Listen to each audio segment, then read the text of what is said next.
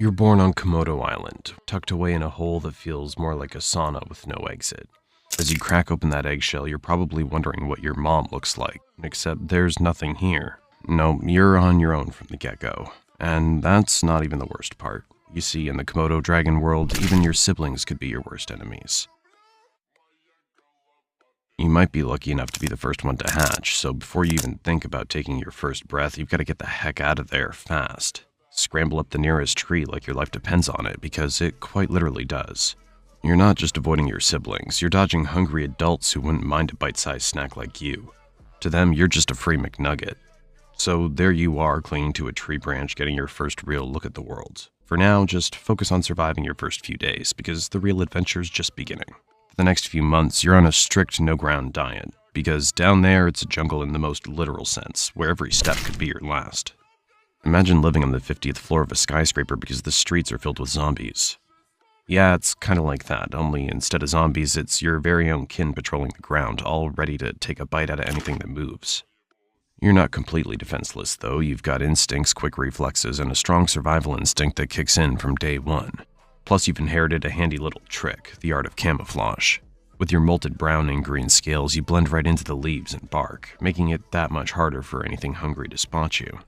Think of it as your very own invisibility cloak, but instead of dodging wizards and Hogwarts, you're avoiding becoming someone's lunch.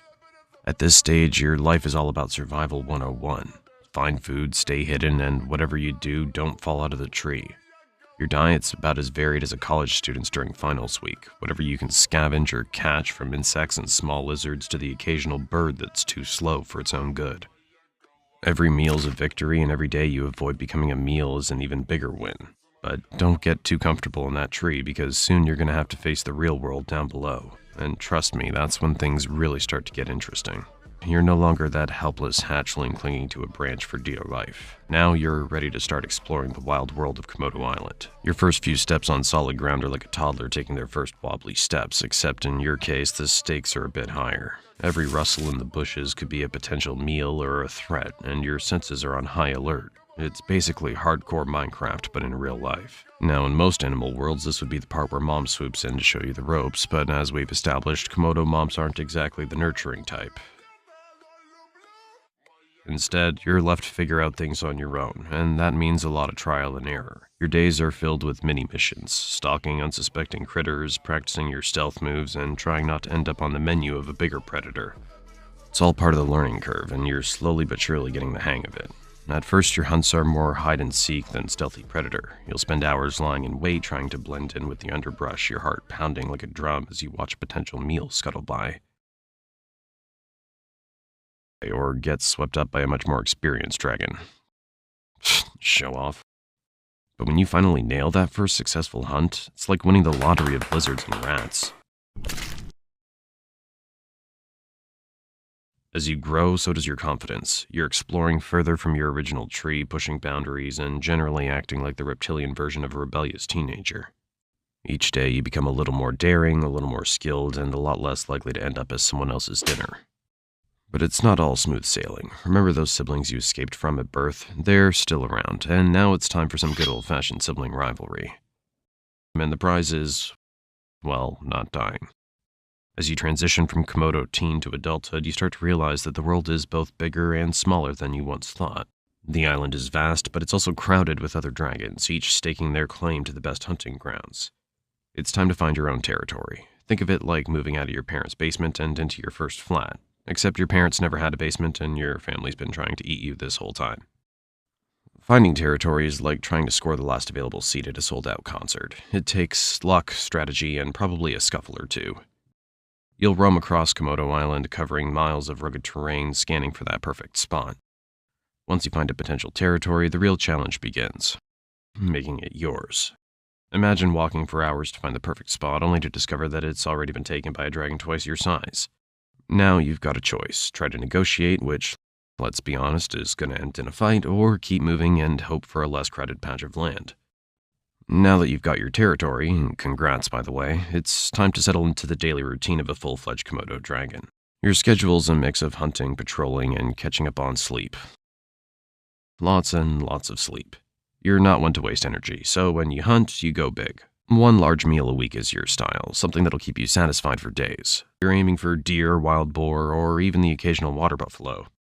Your hunting style's all about patience and precision. You lie in wait, blending into the landscape until the perfect moment to strike. It's a high-stakes game of hide and seek, where the prize is dinner and the cost of losing is another day of hunger. But when you do succeed, it's worth the wait. You'll feast like a king and then slip into a food coma that'll make a Thanksgiving nap look like a quick power snooze. As you reach full maturity at around 7 to 10 years, you start taking extra notice of other female Komodos roaming around. That's your urge to mate kicking in. Mating season's like the ultimate dating game. You're sizing up potential partners with a mix of curiosity and caution. For male dragons, the competition's fierce. You've got to prove your worth to the ladies, and that means showing off your strength, size, and survival skills. If a female finds you impressive, she might just let you get close enough to mate. Just don't screw up your chance because the competition's tough and your brother might just be waiting in line. Once you've successfully mated, your job isn't quite done. If you're a female, you'll lay your eggs in a carefully selected spot, burying them deep to protect them from predators. After that, it's back to a solitary life, leaving the next generation to fend for themselves just like you did. You've somehow made it past 10 years and all the way to 15. Congratulations. In the wild world of Komodo dragons, that's like reaching your 90s with all your teeth intact. But here's the thing, you're not as quick as you used to be, and those once impressive muscles aren't quite as strong. You've earned every scar, every notch on your scales, but now survival requires a different kind of strength, one that comes from experience and wisdom rather than brute force. But with age comes new challenges, and you knew this day would come. Another younger dragon wants your territory, and this battle might be your last. The young dragon's eager, strong, and even reminds you of yourself when you first went out to get your own territory. Hey, it might even be your own son, who knows? Komodo dragons aren't exactly great parents. This fight is different from the others you've had. Although you're older and wiser, you're also more vulnerable. Your opponent's fast, relentless, and every blow feels a little harder than the last. But you're not about to go down without a fight. You dig deep, drawing on every ounce of strength and every trick you've learned over the years. In the end, it's a close call. Maybe you win, driving the challenger away one last time. Or maybe you lose, forced to retreat to the fringes of your territory, battered but not broken. Either way, this fight marks the beginning of the end. You've held your ground for years, but now it's clear that the balance of power is shifting. The jungle's a harsh place, and even the strongest can't rule forever. After years of ruling your territory, you give one last growl. And now, as you feel the weight of time pressing down, you know that the jungle will continue with or without you. As the end approaches, you find a quiet spot to rest, somewhere safe from the constant struggle for survival. You lie down, feeling the warmth of the sun on your scales, and close your eyes. The world keeps turning, the cycle continues, and somewhere out there a new dragon is hatching, ready to begin the journey you've just completed.